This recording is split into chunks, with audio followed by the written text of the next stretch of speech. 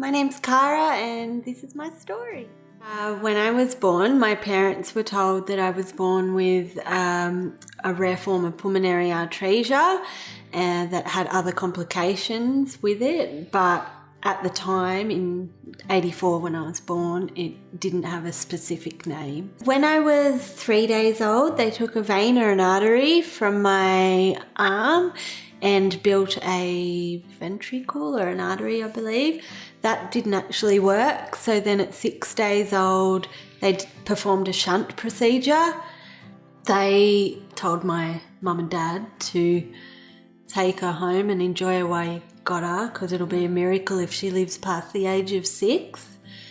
And then mum said it was a Friday night and she got a call from Professor John Wright, and he said that he found a procedure that he thought might work for me, but however it hadn't been performed on someone my age before.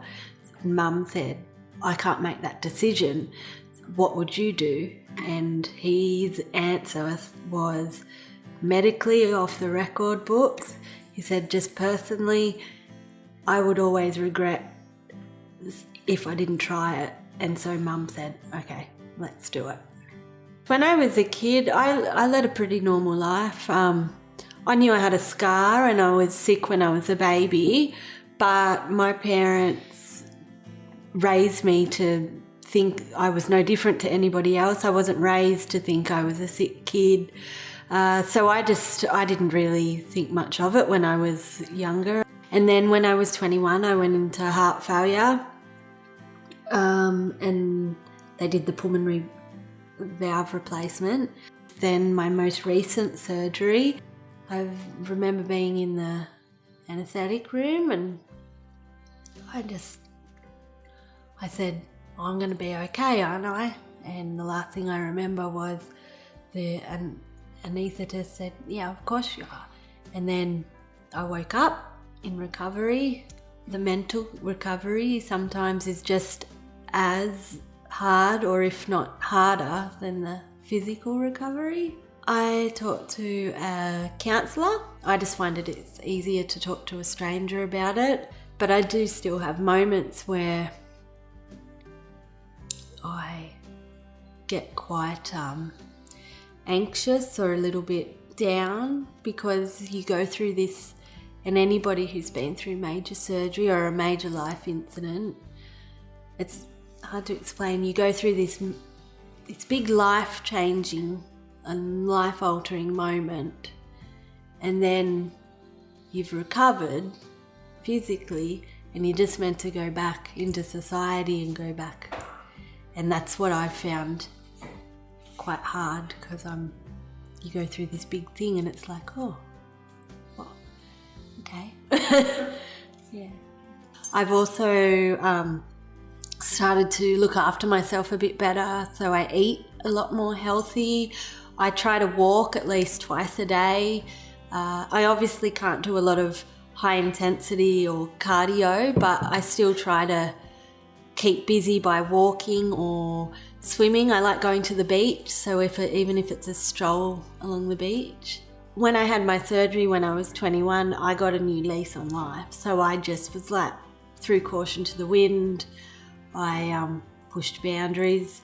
I was in New Zealand for a year, and prior to that I was living in Canada for 4 years. And then I also have done stints in summer camps in America, so worked as a camp counsellor, which was really cool. I backpacked through Southeast Asia last year with my partner. That was really good. I learnt to snowboard when I was in Whistler.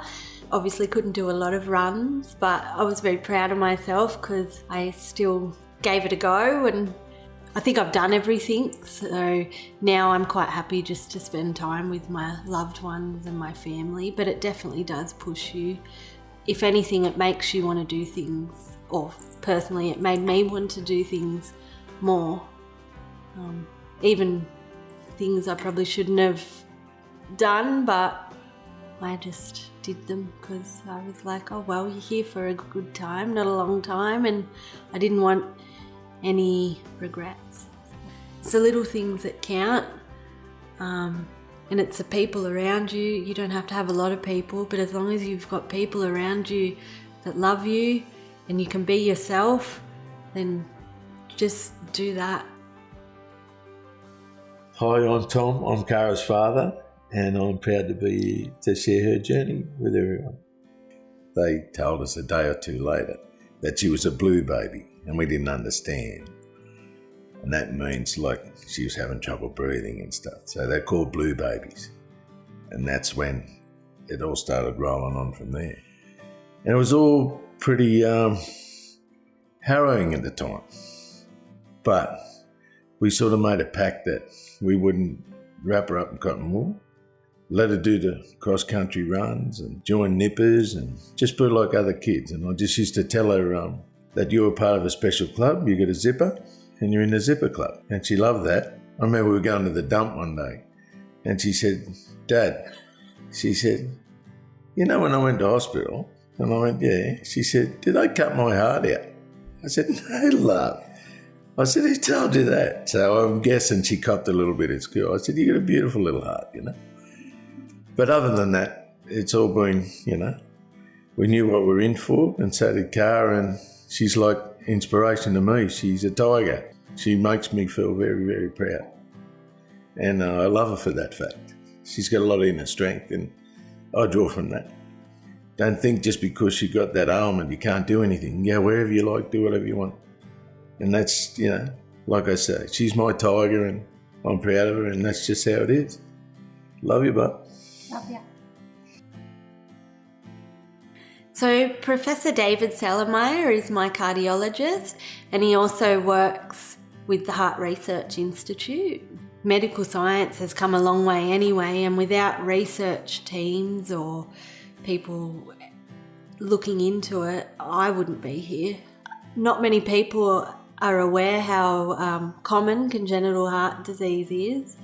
I think a lot more information needs to be out there and brought light to it. But there is a real lull for support groups for people like myself or other heart kids for when they get older. So from young teens to young adults, there's not really. So I'd like to eventually set something up. I just want to reach out to anyone that's grown up or families that have children that are born with heart disease or any chronic illness for that matter. Don't let your illness define you.